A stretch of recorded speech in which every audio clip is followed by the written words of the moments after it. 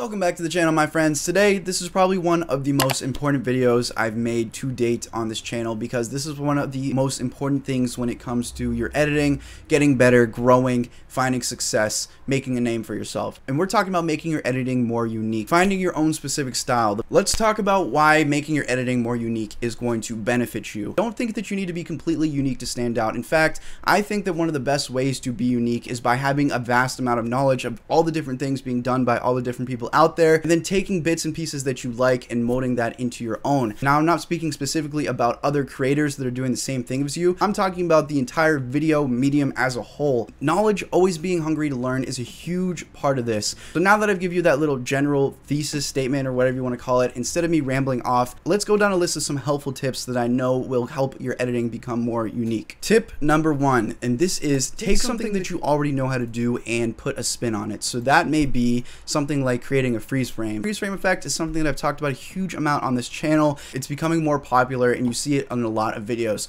Whenever something becomes super popular and it's done by a huge amount of people, it starts to get stale because you see it so often. It doesn't have that unique twist to it anymore.